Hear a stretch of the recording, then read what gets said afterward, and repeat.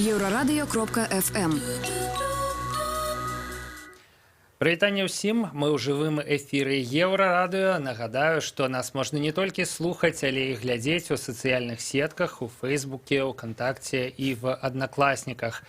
Сёння ў нас тэма, якая датычыцца, я думаю, што амаль кожнага, бо размаўляць мы будзем пра тое, ува што апранаюцца беларусы. Старшыня канцэрна «Беллегпрам» Тацяна Лунгіна днямі заявіла, што гандаль секонд-хендам у краіне патрабуе дадатковага рэгулявання. Што чыноўніца падразумявае пад гэтым дадатковым рэгуляваннем, мы паспрабуем высветліць з кіраўніком рэспубліканскага грамадскага аб'яднання «Перспектыва» Анатолем Шумченкам. Прывітанне, Анатоль. Добрый день, здравствуйте. Ведаеце, Анатоль, не ад добрага жыцця мы кожны раз клічам вас у студыю. Вось можаце патлумачыць нашим слухачам, чым чыноўніцы не падабаецца секонд-хенд? Вот чаму яго раптам спатрэбілася дадаткова адрэгуляваць?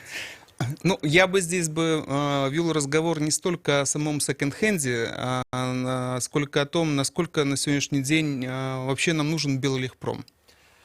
То бок вы прихильник того, что треба отрегулировать Беллегпрам. Понимаете, если проблема не решается на протяжении 20 лет, ну, значит, видно, она не таким образом правильно и верным путем решается, значит, ее нужно... Проблема Беллегпрома. А эта проблема, она возникла не сегодня и не вчера. Чтобы было понятно, Беллегпром еще 10 и 15 лет назад заявлял о том, что им мешают индивидуальные предприниматели.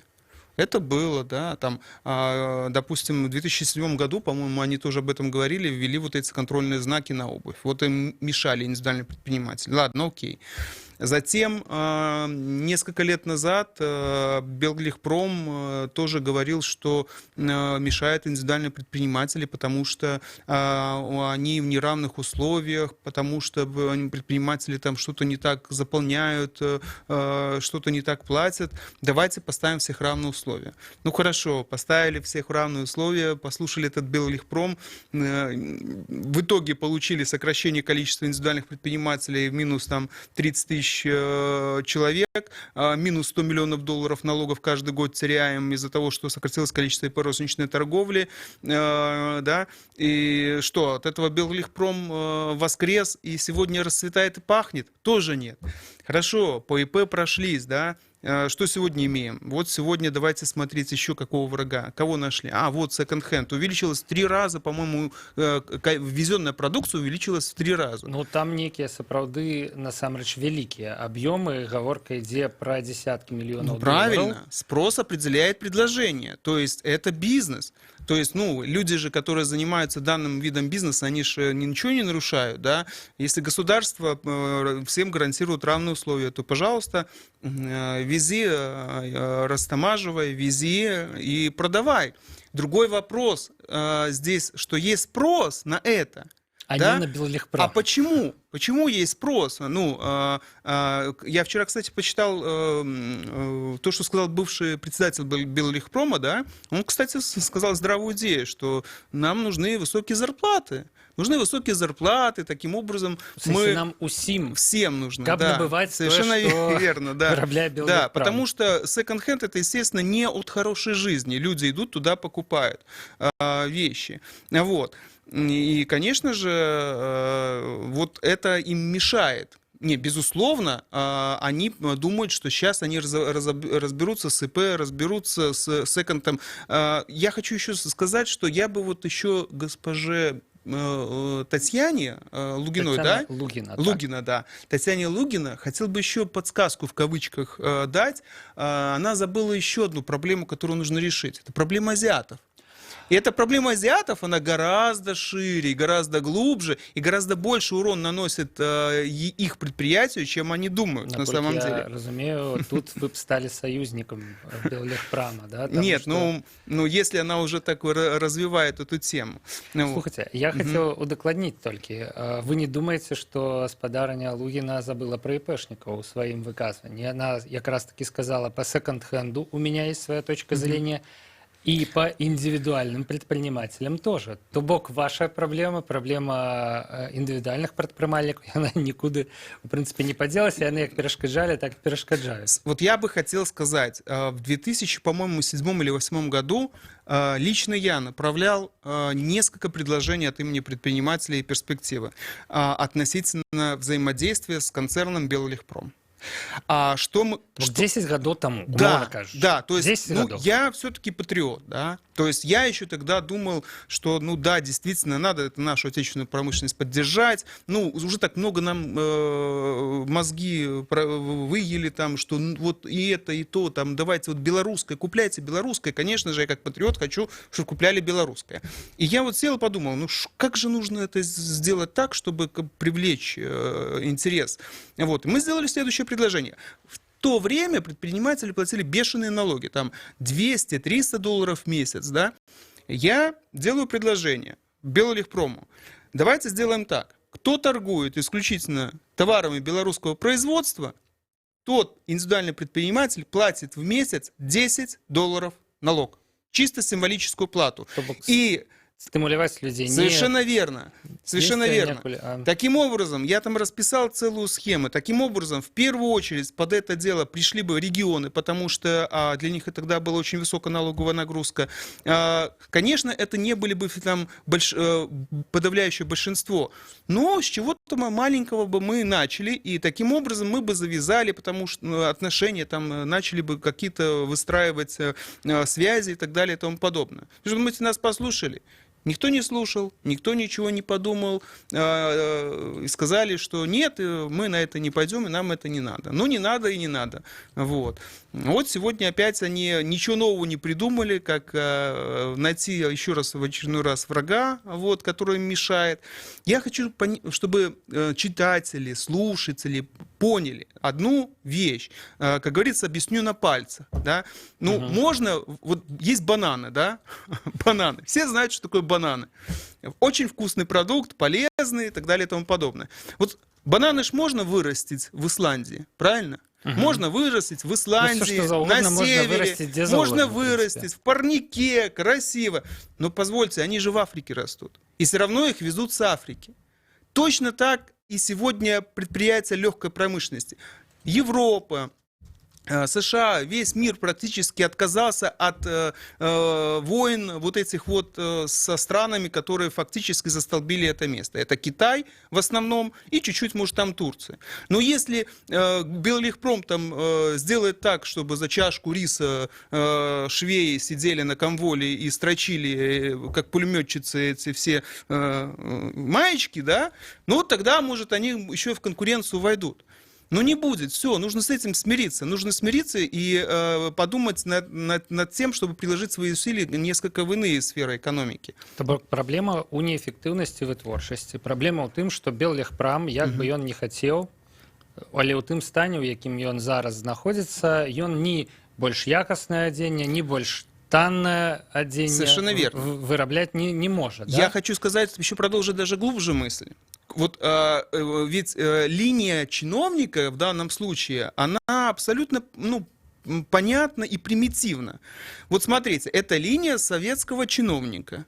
Да, давайте мы забороним все остальное, вот смотрите, сначала мы что делаем? Мы сначала закрываем ИП, потом мы закрываем секонд-хенд, потом нам помешает вот гипермаркет, потом нам помешает еще кто-то, а потом всех закроем. И что останется? Останется предприятие Беллегпрома. К чему мы вернемся? Мы вернемся к тому, что у нас опять не будет конкуренции, опять, как я говорю, будут синие куры, да, и все будут ходить в одинаковых, это самое. Я хочу сказать, почему сегодня возможным стало низкие цены, такой широчайший выбор одежды, потому что есть очень большая конкуренция, и законы рынка позволяют нам сегодня иметь вот ток и качество, и ассортимент, и цены, к которым мы уже в принципе привыкли после Советского Союза, спустя там десятилетия.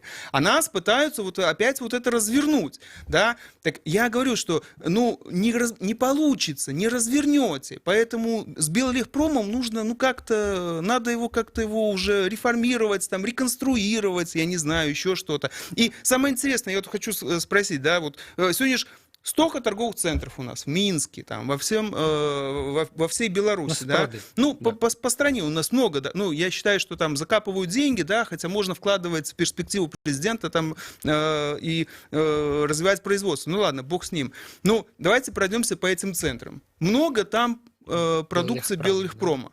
Ну, казалось бы, если вы административным путем хотите навести порядок, ну, не навести порядок, а закрыть секонды, ну так, а попробуйте административным путем, откройте магазины, обижите этих собственников торговых центров, иметь там, допустим, 30% товаров Беллегпрома, и вы увидите, что вы о себе услышите уже не только от ИП. Проблему Беллегпрома перекласти не на ИПшников, а на больше крыху буйный бизнес. Я говорю о том, что это будет абсурд, потому что как бы одно дело, когда маленький бизнес, а крупный бизнес сидит и думает, нас это пока не касается, нам это не интересно. Есть же там сям крамы купалінкі, у принципе, світанка, там, ну, ёсць у гандлёвых цэнтрах, там сям ты ходзіш і натыкаешься. Магчыма, не шмат, але сапраўды ёсць. Ось. Я не ведаю, а калі б вось гэтым уласнікам гандлёвых цэнтраў далі ільготу, такую ж, про якую... А мы говорили, мы еще 10 лет назад, мы в 2007 году, да, больше 10 лет назад мы говорили, чтобы льготу дали не только по налогам, но и по аренде. То есть, если ты торгуешь чисто белорусским товаром, значит, тебе льгота по аренде, и по этому самому, и по налогу. И знаете, если бы тогда нас послушали, вот меня если бы тогда послушали, может быть, каким-то образом наши предприниматели своей работой вправили, в хорошем смысле, мозги тем руководителям, которые вот, ну, на тот момент были. Потому что, по большому счету, когда мы там встречались на совещаниях там, с Беллегпромом, да, мы говорим, хорошо, ну вот вы там делаете продукцию такую-то, такую-то. Вот мы сегодня у Китая заказываем, это было 10 лет назад, он говорит, я заказываю продукцию в декабре на июнь месяц. У вас это можно сделать? Это тогда было немыслимо. Может, сейчас можно, я не знаю. Но тогда они смотрели такими большими глазами. Понимаете? Я говорю, поэтому, если бы тогда мы завязали часть предпринимателей, они бы, возможно, отстроили этот концерн Беллегпром, и таким образом, может, мы бы пришли к какому-то, ну, какому-то решению. Но нас не слушают. Беллегпром треба спустить, я не ведаю, як это формула, это ближе до людей. Вырабляйте то, что да, люди Паш, захотят. Паша, мне еще интересно, Павел, вот почему она умолчала о магазинах дешевой одежды азиатов? Вот почему обходят стороной вот эту тему? Вот мне это непонятно. По площадям они не уступают этим секондам. Они набрали оборотов. И, кстати, бывший глава Беллегпрома, он сказал, что вот это главная проблема для Беллегпрома, чтобы каким-то образом, не только для ИП, но и для них. И, нет, хорошо, бедный Беллегпром. Вопрос-то тут с азиатами в другом плане. Ладно, ИП мы здесь, да, мы ИП здесь в стране оставили свои деньги, пришли в тот же Беллегпром, купили там какую-нибудь обувь там или какую-нибудь там, ну что-нибудь докупили. А эти ребята взяли денежку, положили, пошли сначала в обменник, скупили. Там же нам в регионах говорят, что, говорит, в жизни такого не было, что в каком-то там городке 50 тысяч покупали тысячами долларов валюты. Они там наторговали на десятки тысяч, на сотни тысяч, в мешки поскидывали и вывезли в свои аулы. Вот в чем проблема. А почему-то вот председатель Беллегпрома об этом не говорит. Вот нам, может, надо было об этом тоже подумать, если вот она вот так хочет развести. Но опять-таки это не выход. Ни одних не закрывать, ни других. Вот, потому что... Ведаеце, Анатолий, вельмі цікаве вы задаеце пытанне. У мяне яшчэ іх шмат, калі шчыра. Вось, напрыклад, чаму увага да гэтых, а не да тых? Мне здаецца, што справа... І чаму, напрыклад, увага на секонды припала вось менавіта зараз, да? Новая, значыцца, новая кіраўніца, магчыма, таму, што яна не падтрымала нейкія старыя сувязі, да, якія ёсць у там гэта канцэрна Беллегпром і гэтак далей. Але мы пра гэта пагаворым літаральна праз 2 хвіліны пасля выпуска навінаў, на які нам зараз час перарывацца. Нагадаю, што ў нашай студыі Анатоль Шумченко, старшыня рэспубліканскага грамадскага аб'яднання «Перспектыва». Мы размаўляем пра Беллегпром і секонд-хенды.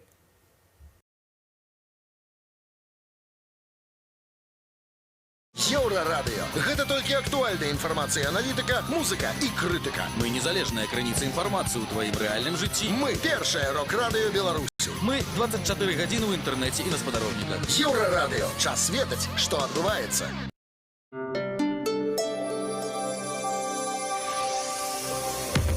Еўрарадыё. Час ведаць, што адбываецца. Вітаю, у студыі Еўрарадыё Святлана Адзінец, каротка пра асноўныя падзеі. Генеральны пракурор Рэспублікі Беларусі заявіў, што ніводнай скаргі з ромскага асяроддзя не паступіла. Камісія Генпракуратуры яшчэ працягвае праверку скаргаў па затрыманні рома ў Магілёве. Пра гэта паведаміў Александр Канюк журналістам. Праверкай займаецца працоўная група. Я сам быў тыдзень таму ў Магілёве. Удакладняў, як працуе група. З ромамі не сустракаўся, з працоўнай групай так. Чакаецца, што праверка працягнецца месяц, пасля чаго агучаць яе вынікі. Владимир Макей заявіў пра перамовы з Расіяй. Прыйдзе час і ўсе даведаюцца. Гэткую заяву міністр замежных спраў Беларусі зрабіў у кулуарах канферэнцыі 10 гадоў усходняму партнёрству, вынікі і перспектывы. Мы сапраўды вядзём гутарку з нашымі расійскімі партнёрамі. Але не будзем нічога пакуль гаварыць, прыйдзе час і ўсе пра ўсё даведаюцца, сказаў спадар Макей. На пытанне, ці ёсць у гэтых перамовах патрабаванне абмежаваць беларускі суверэнітэт, Макей параіў вывучыць прамовы Александра Лукашэнкі, які выказаўся на гэты конт. Нагадаю, што 19 красавіка 2019 года кіраўнік дзяржавы заявіў падчас паслання: той, хто сёння асмеліцца знішчыць Беларусь, будзе пракляты нашым беларускім народам. Пад Воршаю патануў 33-гадовы мужчына, які адпачываў у кампаніі з 5 чалавек ля вадаёма, выпіваючы спіртное. Мужчына пайшоў купацца і знік. Знаёмыя спрабавалі яго знайсці, але безвынікова зрабілі гэта толькі супрацоўнікі асводу. Дарэчы, ратавальнікі папярэджваюць, што ў найбліжэйшыя дні будзе стаяць вялікая спёка. Многія людзі спалучаюць спёку, купанне і алкаголь, што часта прыводзіць да трагедый. Гэтак заўтра будзе да 30 градусаў цяпла.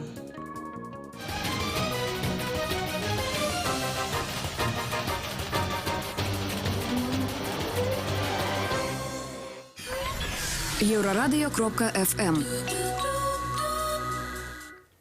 Вяртаемся ў студыю Еўрарадыё. Мы размаўляем пра нядаўнія заявы старшыні канцэрна Беллегпром Таццяны Лунгіной, якая сказала, што гандаль сэканд-хэндам у краіне патрабуе дадатковага рэгулявання. У прынцыпе, у той жа яе фразе гучалі і індывідуальныя прадпрымальнікі, на якіх у яе ёсць таксама сваё гледзішча. У нашай студыі кіраўнік рэспубліканскага грамадскага аб'яднання «Перспектыва» Анатоль Шумченко, які доўгія гады займаецца абаронай малого бізнеса, праблемамі яго. Прывітання яшчэ раз, Анатоль. Еще раз здравствуйте. Вось тут мы скончылі, у прынцыпе, на тым, што нейкая выбарачнасць у заявах у спадарыні Лунгіной і, у прынцыпе, у чыноўнікаў. То бок, раней сэканд-хэнды чамусьці не заўважалі. Прыйшоў новы чалавек, ён заўважыў, што сэканд-хэнды нейкім чынам перашкаджаюць Беллегпраму. А вось гэтых бізнесоўцаў з усходу, якія па ўсёй краіне адкрываюць крамы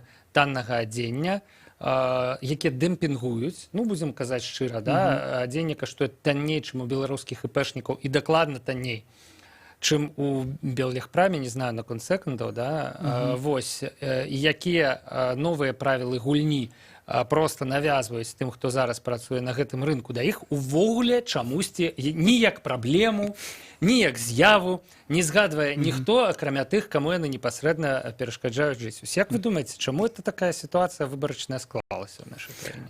Все правильно. Вот я хочу развернуть вот это, чтобы было понятно. Смотрите, мы уже там какой второй или третий год говорим про этих азиатов. Ведь самое интересное, что государство попыталось выровнять условия для всех, ну, якобы равно, да, поставив всех в один ряд, да.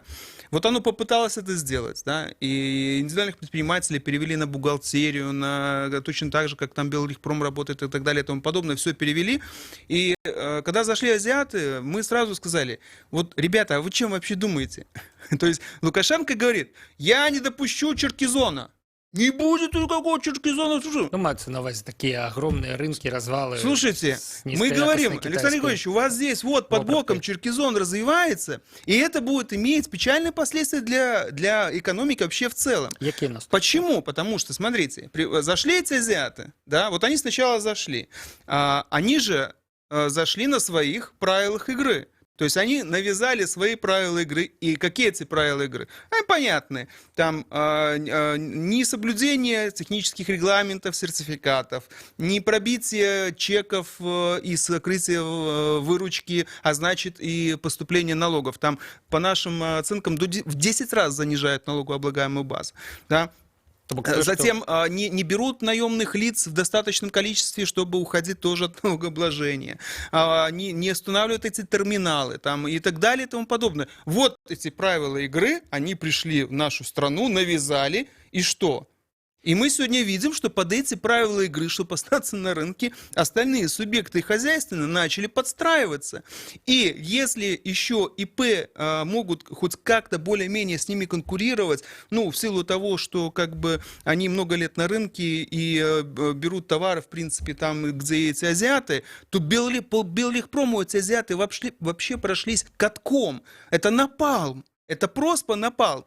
Глава этого Беллихпрома смотрит в другую сторону. Хочется сказать: Татьяна, поверните голову не налево, а направо, потому что секонд-хенд, они в 3 раза, конечно, увеличили импорт в нашу страну, но они же платят растаможку, там же не проходят мимо. Ты фуру секонд-хенда же не привезешь, ну, по большому счету, незаметно. А вот эти ребята, посмотрите направо, голову поверните. Если хотите, позовите вот нас, мы вам покажем, расскажем. Мы в Министерство торговли только там адреса там 150 или 160 магазинов перекинули, да, и никто ничего с ним не может сделать. Никто ничего. И вот вы туда посмотрите, разберитесь, каким образом, потому что там для вас напалм. То есть, как эта иголка там лежит, ваша, а не среди ИП. Ну, вось эканаміст Леонид Фрыдкін зрабіў агляд такі, да, заканадаўства, як працуе секонд-хенд. Па-першае, растаможка, про якую вы толькі што сказалі, мае месца. Да, ёсць код для вось гэтага адзення і абутку, які быў у карыстанні, мытны код, агульны для ўсіх краінаў ЕАЭС, Еўразійскага эканамічнага саюза. Ідзе афіцыйная растаможка, за гэта плаціцца, там нейкія еўры за кілаграмы. 0,18, по-моему, там да, что-то мінімальна. Да. В прынцыпе, колькі трэба, да, колькі пастаўлена, толькі плаціцца. Далей гэта гандаль працуе, далей плацяцца падаткі.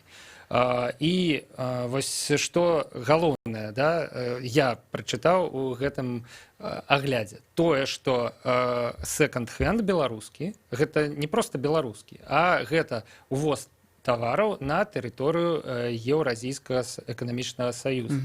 А ці можа Беларусь неяк аўтаномна, як сказала спадарыня Лугіна, так, адрэгуляваць, паглыбіцца ў пребывание именно секонд-хенда на рынке Республики Беларусь. Да? Ці можа гэта адбыцца нейкім чынам у нашай краіне вот адасоблена ад России, от Казахстана, Кыргызстана и Армении? Можно. Только одним путем. Так. Контрабанда. То, как делают азиаты. То есть, я не обвиняю никого, да, но всем давно понятно, Казахстан поднимает очень много лет большую проблему о том, что у них сосед Кыргызстан. А Кыргызстан имеет такую маленькую там какую-то там лазеечку с Китаем. И вот через эту лазеечку заходит много-много машинок, да, с товаром из Китая, и попадая уже в Кыргызстан, этот товар уже где? В Казахстане, в России. В Казахстане, он уже в таможенном союзе, да, и вот отсюда он уже может идти легально везде, куда хочешь. Поэтому, как бы, когда мне говорят, могут все сделать, то есть... Поэтому я говорю, что я всегда всем чиновникам говорю, если вы хотите поставить всех в равные условия, нужно на сегодняшний день закрыть границу с Российской Федерацией. Да, и тогда вот все будут в равных условиях. Я имел на увазі менавіта гэта. Ці можа Беларусь аднаасобна для сябе взять і абмежаваць неяк краіну для секонд-хенда? У нас же з Россией фактычна няма мяжы, да, і, напрыклад, той же кыргызстанскі секонд-хенд тэарэтычна, вельмі тэарэтычна, да, можна абсалютна спакойна правесці на тэрыторыю Беларусі. Я не ведаю, якія зараз каналы трапляння, якімі каналамі трапляе зараз у Беларусь адзенне секонд-хенд. Да? Відаць, все ж таки, калі мы, ну, ёсць такі стэрэатып, мы прызвычаліся, што это заходняе адзенне, оно, відаць, все ж таки везецца Не, через западную праз границу, заходнюю совершенно мяжу, верно, да? да. Але калі, я не ведаю, адрэгуляваць, да, адрэгуляваць, можна рабіць нейкі крюк, ці проста расійскі секонд-хенд перавозіць сюды. Ну, і гэтаму, мне здаецца, абсалютна ніяк немагчыма перашкодзіць. Дакладна так же, як Казахстан не можа закрыць кыргызстанскому Слушайте, секонд-хенду шлях мы на свой просто рынок. углубляемся не в ту тему в плане того, что найти можно кучу способов закрыть эту лазейку. Бок можна. Они держава может конечно, некими там административными- могут увеличить, там уменьшить, где-то еще что-то. Вопрос не в этом. Я говорю, что они повернули голову на секонд-хенд, но не туда поворачивают голову. Ведь надо понимать, да, там где-то убыло, вот насколько убыло, настолько и прибудет, да. Так вот, сегодня секонд-хенды, которые в 3 раза увеличили импорт, если вот сейчас им кислород перекроют, да, и вот в 3 раза не в Беллегпроме увеличится. Вот они же думают, что мы сейчас секонд, это же в 3 раза импорт, мы сейчас там вот перекроем, и в 3 раза у нас производство хобана Ну, и не производство, подскочит. реализация. Не, Там уже- ребята, в 3 раза увеличится не у вас, а в 3 раза увеличится у тех же азиатов, которые наполнят по тем же ценам дешевыми товарами всю страну. А Беллегпром, вы как сидели на одной точке, так и будете сидеть дальше, понимаете? Ну да, в Поэтому принципе, это не выход. У Не выход. інтэрнэце жартуюць пра вось гадавы запас гумовых ботаў на складах беллегпрамаўскіх, да, і вось што ж з імі рабіць. І сапраўды логіка чыноўніка, яна працуе неяк так. Зараз мы забаронім усе іншыя боты, ну, боты, да, Нет, понятно. Ну вот смотрите, а вот как же сейчас мешочники и торбешники? Вот нам президент говорит, что вот, ну разве нам такая перспектива нужна, мешочники, торбешники имеется в виду? Производство давайте. Вот вам производство. Вот, Беллегпром производство. Я поэтому всегда говорил, а что проще, продать или произвести? В сегодняшнем современном мире сложнее продать, чем произвести. Поэтому, когда мы общались с властями на высшем уровне, на местном уровне, мы говорим, что нам нужно как-то взаимодействовать, вам нужно слушать нас, нужны связи. Потому что произвести, вот вы произвели Беллегпром, а продали, а продать мы не можем. А мы, предприниматели Конечно, ИП, перешкоджаем продаем. сейчас. Мы научились продавать. Мы пришли к каждому покупателю, мы нашли к нему подход. Так вы бы нас спросили. Причем нужно же понимать, что мы это сделали с 90-х годов, нас же никто не учил этому. Правильно? И тогда же условия вообще было Ну да, ужасные. кто не навучился, Совершенно в принципе, верно. Но мы же нашли в подход к бизнесе своему не выжили. покупателю. И имеем на сегодняшний день индивидуальный подход к каждому человеку. Вот мы, индивидуальные предприниматели, мы бы вас научили, беллегпромовцев, как это делать, куда пойти, как и чего. Мы бы вам подсказали, как это делается в Китае. Мы бы много вам идей дали, но вы же нас не хотите слушать. Вы же нас врагами сделали, да, и сказали, что из-за вас вот мы страдаем. Ну, у нас меньше стало, меньше налогов стали там платить в бюджет. Что вам, ну что, легче вам жить стало от этого? Нет, конечно. Вы сейчас секонды уберете в 3 раза. Эти 3 раза прирастут не у ИП, не у Беллегпрома, они прирастут у тех же азиатов. Они наполнят этот рынок, который вы сейчас там остановите. Поэтому... Здаецца, дарэчы, што ў секанды людзі ідуць не толькі праз тое, што ў іх не хапае грошай. Да? Мы з гэтага пачыналі. Да? Што вот, нет хорошай жизни. Не ад добрага жыцця. Але мне здаецца, што ў прынцыпе, ну, прынамсі, калі я хадзіў у секанд, то я хацеў набыць сабе нешта якаснае, там, еўрапейскае, напрыклад, спартовую майку. Там паўсюль у секандах шмат маек з сімволікай розных футбольных клубаў. Я не ведаю, як гэта адбываецца, да?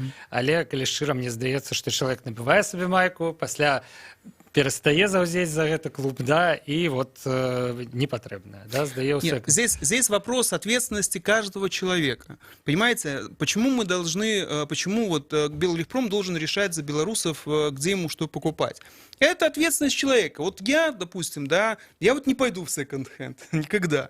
Потому что, ну, мне купить вещь кем-то поношенную, даже пускай она там обработана будет, ну, я не могу через это переступить, да, потому что, ну, я лучше пойду белолегпромовские туфли куплю, честно скажу, новые, да, чем пойду в этот секонд-хенд.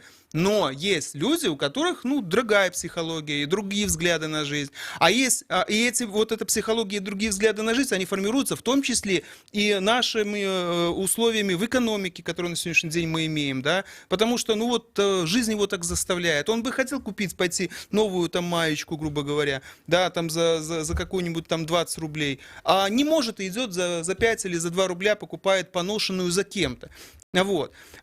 Конечно, те размеры, которые приобрел секонд-хенд в нашей стране, это не, ну, на мой взгляд, это, конечно, не здорово. Да, это нездоровая вещь. Я бы на месцы ўладаў насцярожыўся, але зусім па іншаму поводу, як зусім па іншай нагодзе. Калі сапраўды у нас столькі секонд-хендаў, это значыць, што столькі людзей не могуць дазволіць сабе. Совершенно верно. Так навошта распавядаць тады, совершенно верно. як мы добра і жывем, да? Калі вось ёсць маркер. Такі, да, секонд-хенды, якія выйграюць у одну калітку у беллегпрама.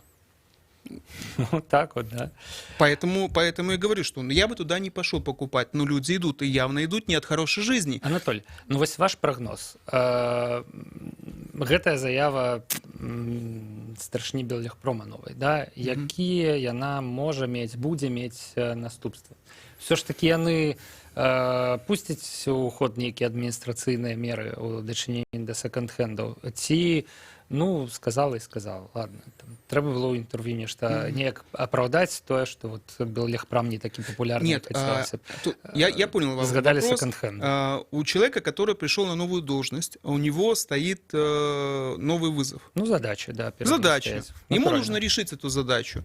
Она публично сделала такое заявление, значит, насколько мы понимаем, они будут двигаться в этом направлении. Вот.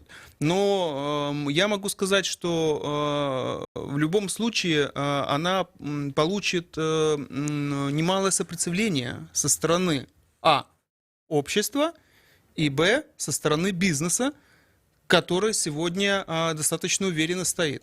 Ведь давайте посмотрим, что значит, вот их много стало. А что такое много стало? А давайте подумаем. Много это чего?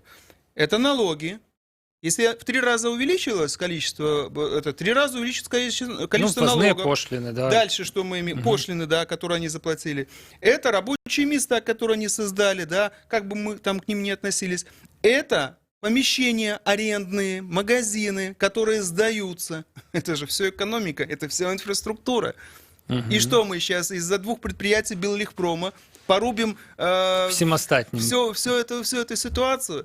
Поэтому я говорю, что, ну, я, конечно, им сочувствую беллегпрому, потому что, ну, не выдержат они конкуренцию. Но нужно просто махнуть государству на это дело и просто-напросто, ну, либо вы копаетесь, и копаетесь так, чтобы мы там не знали, сколько вы там туда субсидируете, да, но просто не говорите таких вещей, которые вы говорите, что мы закроем секонд-хенды и так далее и тому подобное. Есть інший шлях. Это, нам, до речі, вже час згортвацца, але тым не менш.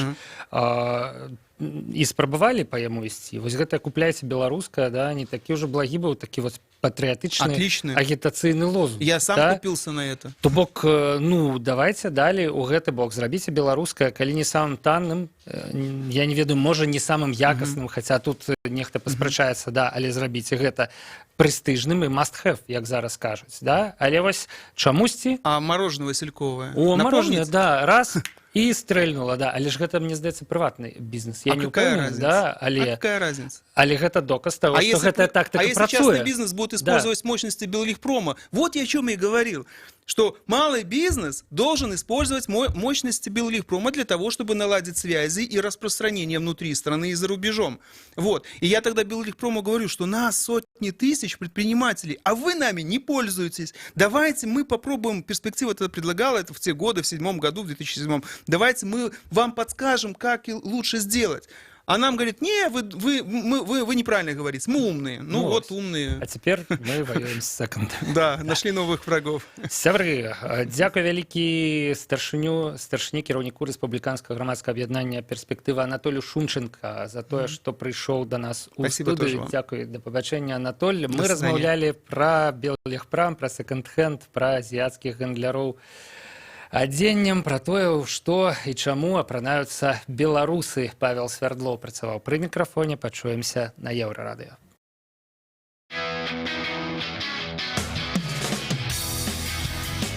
Еўрарадыё. Мы першае рок-радыё Беларусі. Самыя свежыя навіны і аналітыка, музыка і крытыка. Мы незалежная крыніца інфармацыі ў тваім рэальным жыцці і ў інтэрнэт-прасторы. 24 гадзіны на суткі нас можна знайсці на старонцы euradio.fm. Лаві нас на спадарожніку Астра 4А, 4,8 градусаў на ўсход. Еўрарадыё. Час ведаць, што адбываецца.